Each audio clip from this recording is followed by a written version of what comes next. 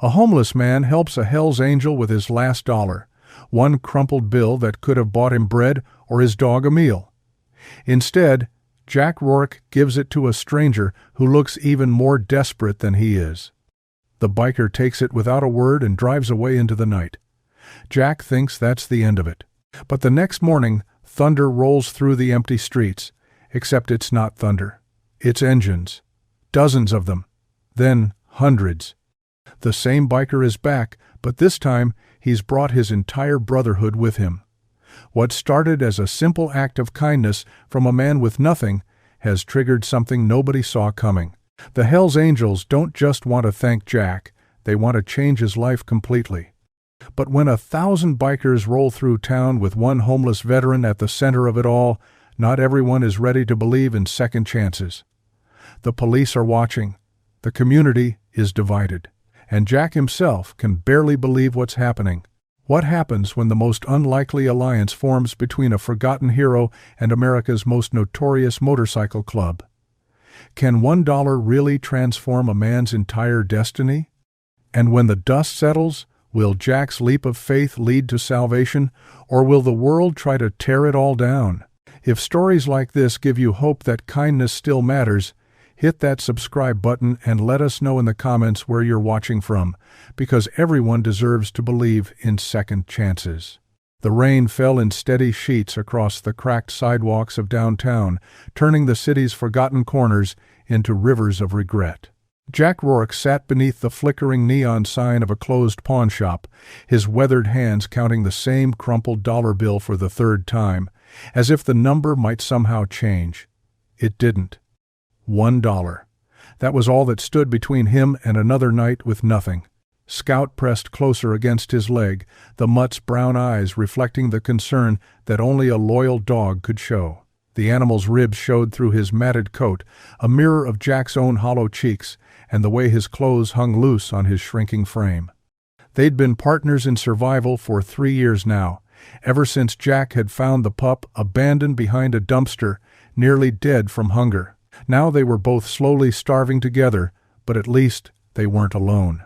The sound of a struggling motorcycle engine cut through the white noise of rain on concrete.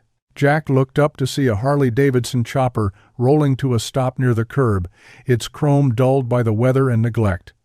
The rider wore a leather jacket that had seen better decades, with patches and colors that whispered of brotherhood and danger. His face was pale beneath a scraggly beard, and his hands shook slightly as he kicked the stand down. Jack recognized the look immediately, the hollow stare of a man at the end of his rope. The biker checked his pockets with the frantic movements of someone counting coins that weren't there, then stared at his fuel gauge with the expression of a condemned man. The needle sat firmly on empty. For a long moment, Jack watched the stranger struggle with his pride, the same pride that had kept Jack himself from asking for help until it was too late. The biker's shoulders sagged as he accepted his fate, whatever that might be. The patches on his jacket told a story Jack could read: Hell's Angels, the kind of men most people cross the street to avoid. But all Jack saw was another human being who'd run out of options. The decision came without thought, rising from some deep place that medical bills and broken dreams hadn't managed to kill. Jack stood slowly, his joints protesting after hours on the cold concrete, and walked toward the motorcycle. Scout followed, his claws clicking on the wet pavement. "Looks like you need this more than I do," Jack said quietly, extending the dollar bill toward the biker. His voice carried the roughness of too many nights sleeping rough, but underneath lay something that hadn't been broken, a fundamental decency that refused to die. The Hells Angel stared at the offering, then at Jack's obviously desperate situation, then back at the dollar. His eyes, hard and guarded from years of living on society's edges, flickered with something that might have been surprise, or recognition, or shame. He reached out slowly and took the bill, his fingers brushing Jack's for just a moment. "Thank you," the biker said, his voice barely audible over the rain. He didn't ask questions, didn't offer explanations, didn't make promises he couldn't keep.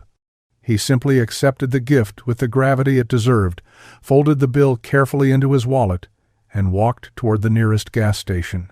Jack watched him disappear into the fluorescent glow of the convenience store, then return to his spot beneath the pawn shop sign. Scout settled beside him again, and together they watched the biker return, start his engine, and ride away into the night without looking back. The rain continued to fall, and Jack's stomach continued to ache with hunger, but something had shifted in the darkness, a small act of grace that neither man would forget, though only one of them knew it yet. The cold bit deeper that night, seeping through Jack's thin jacket and settling into his bones like an old wound. He and Scout huddled together in the narrow space beneath the interstate overpass, sharing what little warmth their bodies could generate.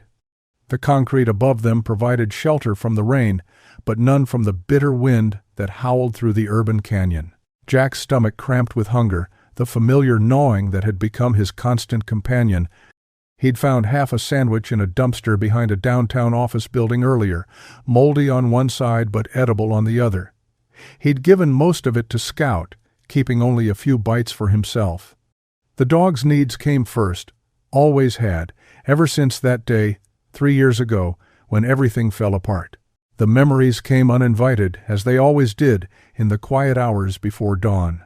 Sarah's face, pale and frightened in the hospital bed, tubes snaking from her arms while machines beeped their mechanical lullabies. The diagnosis had come like a sledgehammer: cancer, aggressive, and hungry for everything they'd built together. The insurance company had found reasons to deny coverage, lawyers had spoken in riddles about pre-existing conditions, and the bills had piled up like snow in a blizzard. Jack had sold everything: the house first, then the truck, then his tools, the precision instruments that had been his father's before him, passed down through generations of craftsmen who'd built their lives with their hands. He'd been proud once, respected in his trade, known for work that would outlast the men who'd commissioned it. But pride couldn't pay for chemotherapy, and skill meant nothing when you had no tools to practice it. Sarah had fought for 18 months, every day a small victory against the inevitable. Jack had held her hand through the worst of it, whispering promises he couldn't keep about better days ahead.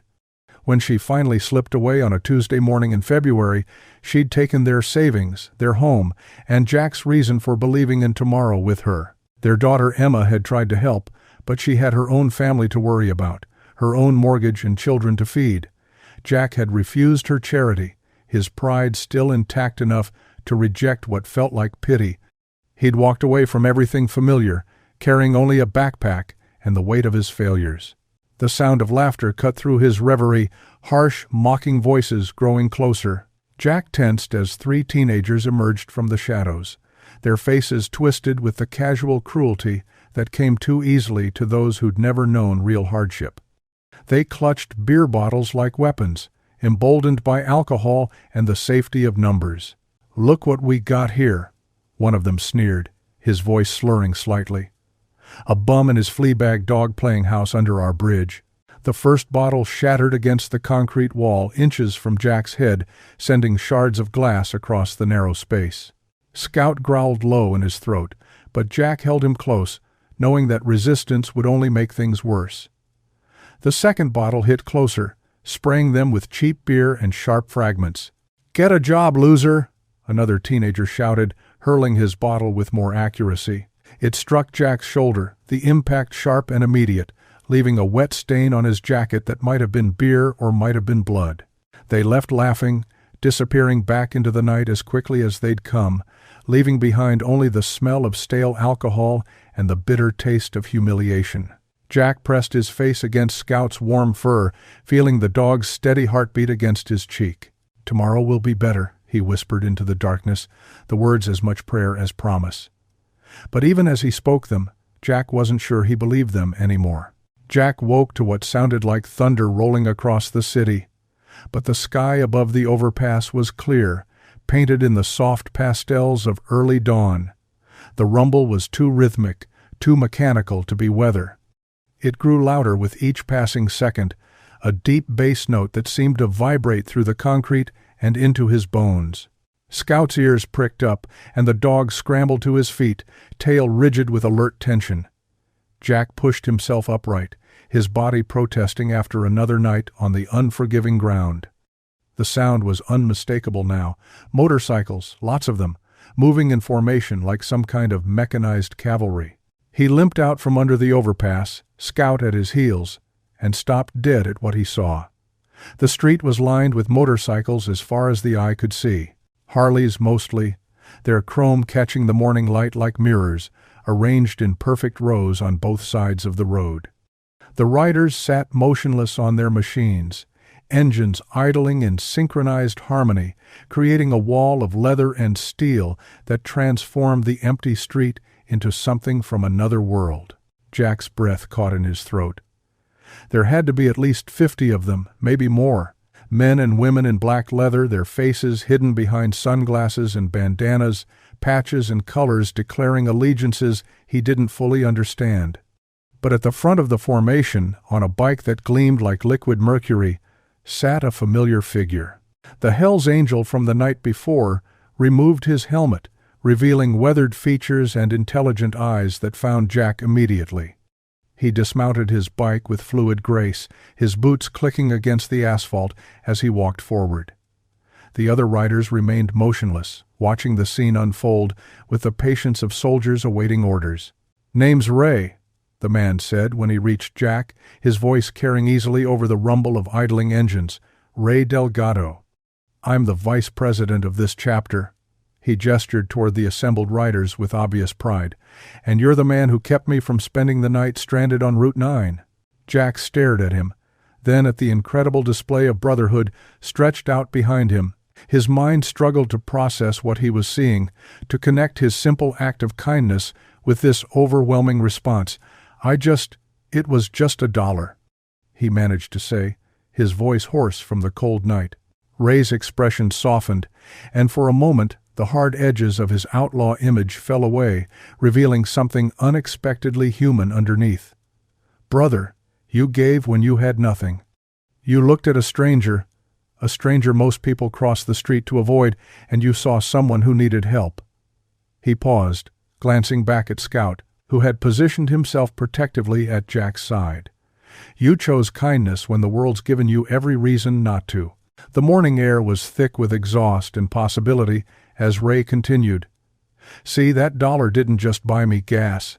It reminded me of something I thought I'd forgotten, that there are still people in this world who do right just because it's right. No angle, no payback, no conditions." He stepped closer, his voice dropping to something more personal. "You know what that means to someone like me? Someone who's spent his whole life being judged by these colors before anyone bothers to know the man wearing them?" Jack felt tears threatening at the corners of his eyes, a lifetime of accumulated pain and loneliness threatening to spill over at this unexpected recognition of his humanity. "I don't understand," he whispered. Ray smiled then, a genuine expression that transformed his entire face. "You gave when you had nothing. That don't go unpaid. Not in my world." He turned toward the assembled riders and raised his hand. As one, the engines revved, filling the morning air with a sound like controlled thunder. "We take care of our own, Jack Rourke, and as of yesterday, you became one of ours." The diner smelled like bacon grease and possibility, its worn vinyl booths and cracked linoleum floors suddenly transformed into something approaching sacred ground. Jack sat in stunned silence as plate after plate of food appeared before him, eggs over easy, hash browns golden and crispy, thick strips of bacon, toast slathered with butter, and coffee so hot it steamed like incense in the morning light. Scout lay beside the booth, working his way through a porterhouse steak that one of the bikers had ordered specifically for him. The dog's tail hadn't stopped wagging since they'd walked through the door, surrounded by this unlikely honor guard of leather and chrome. Jack couldn't remember the last time he'd seen Scout this relaxed, this trusting of strangers. Maria Torres, the diner's owner, moved between the tables with practiced efficiency, refilling coffee cups and making sure everyone had what they needed. She'd taken one look at the massive group of bikers escorting a homeless man and his dog, and instead of calling the police, she'd simply started cooking. Her eyes kept returning to Jack, watching him eat with the careful attention of someone who understood real hunger. Ray sat across from Jack, nursing his own coffee while the others filled the remaining booths and counter stools.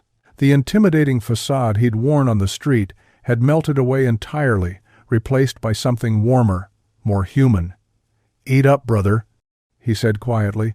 "There's plenty more where that came from." Jack forced himself to eat slowly, fighting every instinct that screamed at him to devour everything in sight before it could disappear. This felt too good to be real, too generous to last. In his experience, kindness was a finite resource, and eventually the bill always came due. "This is too much," he managed between bites. "I can't pay you back for this." "Nobody's asking you to," said a woman with silver hair and kind eyes, sliding into the booth beside Ray. She wore the same leather vest as the others, her patches telling stories Jack couldn't read. "I'm Carol.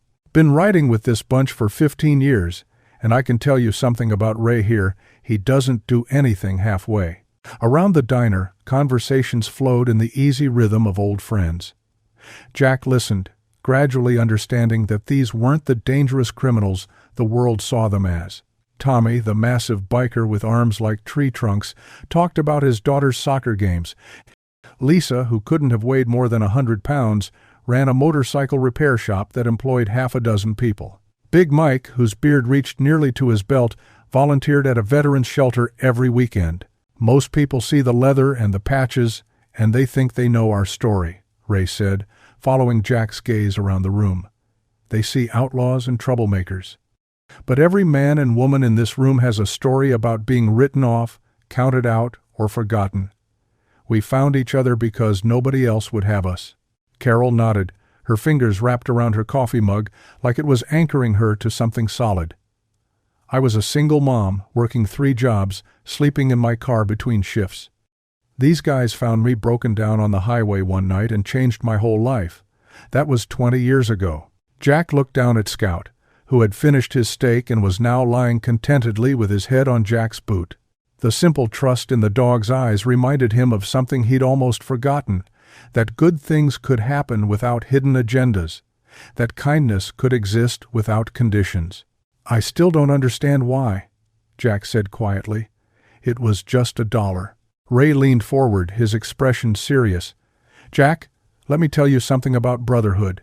It ain't about blood or birthright. It's about standing up when it matters, even when you've got nothing to stand on."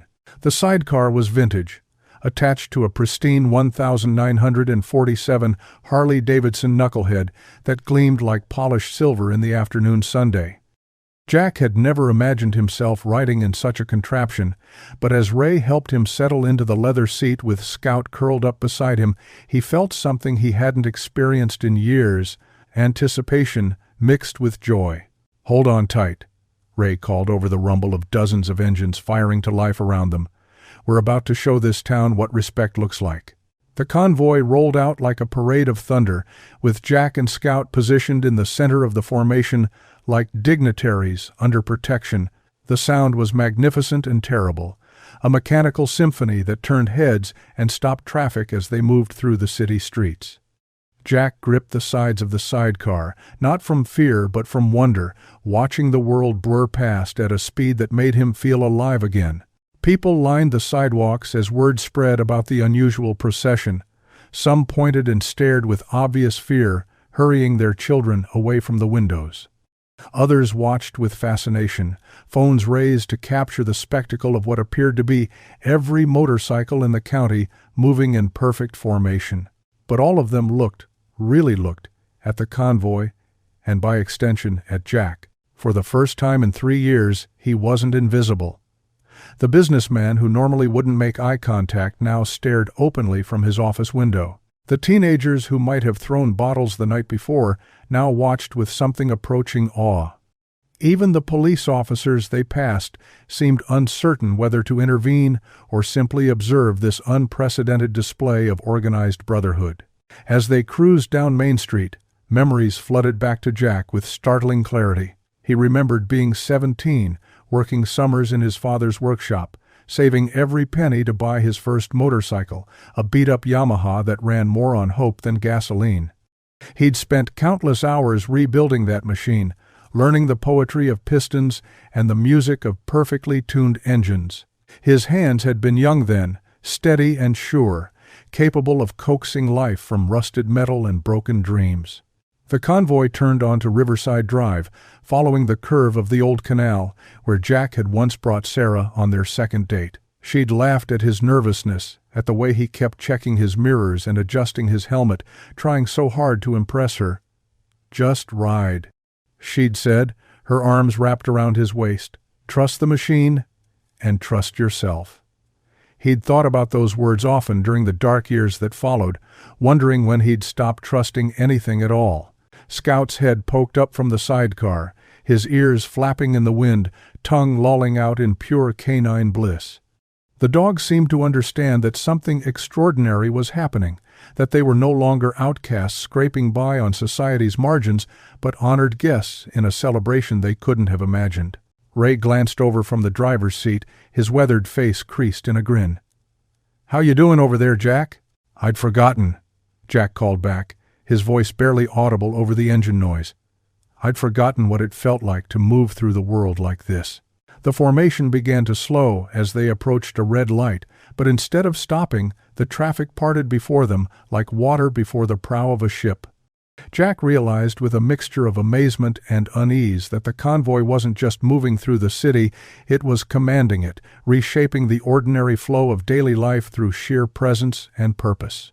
"This is what we do," Ray said, his voice carrying a note of quiet pride.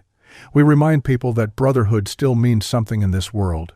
The sirens cut through the rumble of engines like broken glass through silk, their wailing crescendo shattering the perfect harmony of the convoy.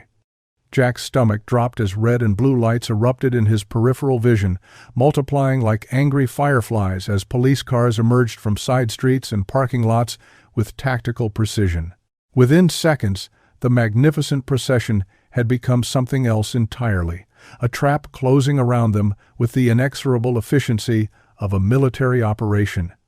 The lead motorcycles slowed, then stopped, as squad cars formed a perimeter that stretched across 4 city blocks.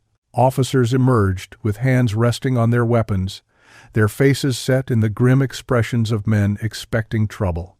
Scout whimpered and pressed closer to Jack in the sidecar, sensing the sudden shift in atmosphere. The dog's instincts were sharp, honed by years on the street where the difference between safety and danger could change in an instant.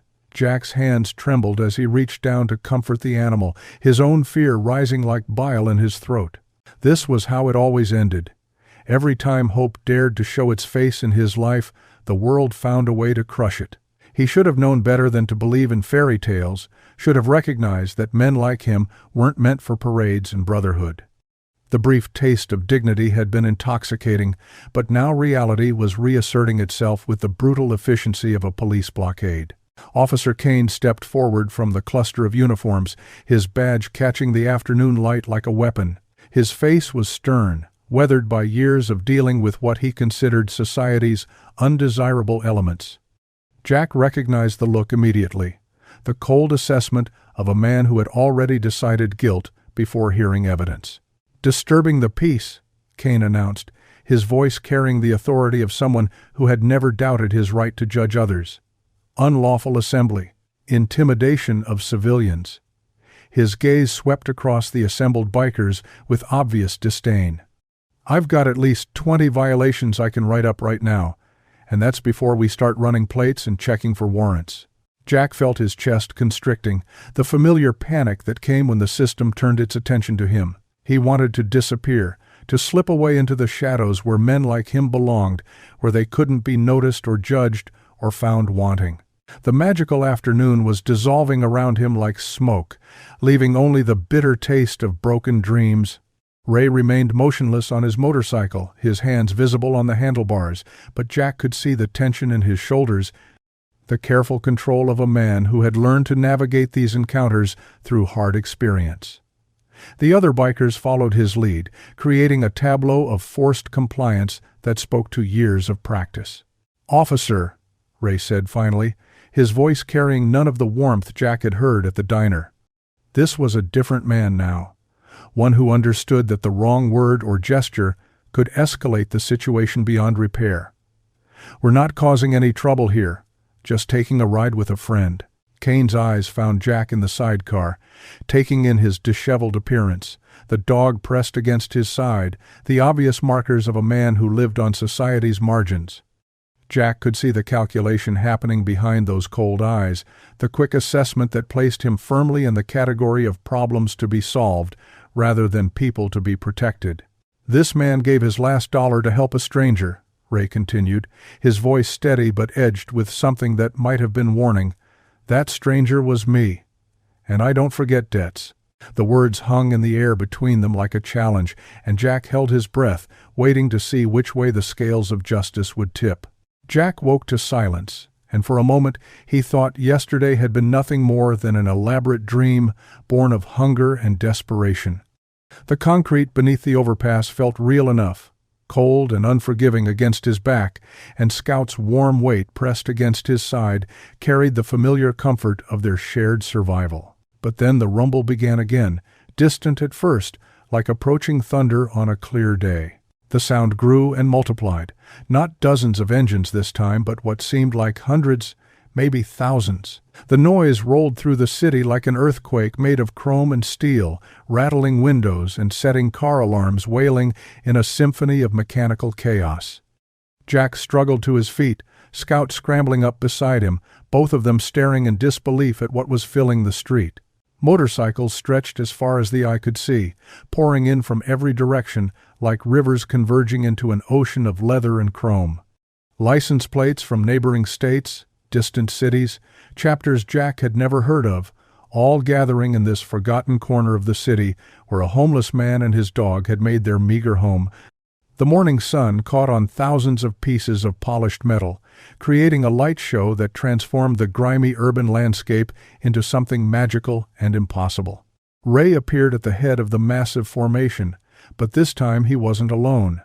Men and women in leather vests walked beside him, their patches telling stories of brotherhood that spanned the entire country. They moved with the solemnity of pallbearers or the dignity of kings, their faces set in expressions of purpose that made Jack's knees weak with anticipation and disbelief. In their center, 4 bikers carried something that made Jack's breath catch in his throat. A motorcycle. But not just any motorcycle. It was a work of art, every piece of chrome polished to mirror brightness, the paint job deep blue like midnight sky scattered with stars. The engine gleamed like jewelry, and the leather seat looked soft enough to be a throne. Custom work, the kind that cost more money than Jack had ever seen in one place. Behind them came another group carrying a manila envelope thick with what looked like official documents, and behind them still more bikers with toolboxes and equipment he didn't recognize but somehow knew were meant for him. The procession moved with the gravity of a ceremony, each step measured and meaningful. Ray stopped directly in front of Jack, his weathered face split by a grin that transformed his entire appearance.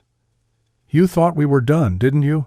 he said, his voice carrying over the rumble of idling engines. "Brother, we were just getting started." The motorcycle was placed gently on its kickstand before Jack, and he could see his reflection in the polished chrome, distorted but somehow more dignified than he remembered looking in years. His hands shook as Ray pressed the keys into his palm, metal warm from the sun and heavy with possibility. "This is yours," Ray said simply, "built by brothers who never met you but heard your story. Paid for by chapters from California to Maine who wanted to honor what you did." He gestured toward the envelope. "That's got enough to get you started. Rent on a workshop, tools to practice your trade, everything you need to build the life you deserve." Jack's vision blurred as tears he'd held back for 3 years finally spilled over. "All this," he whispered, his voice breaking. "For $1?" Ray's hand fell heavy on his shoulder, and when he spoke, his words carried the weight of absolute truth. "No, brother, for the man who gave it." Scout barked once, sharp and joyful, and the sound was answered by 1,000 engines revving in unison, their thunder echoing off the buildings like applause from the gods themselves.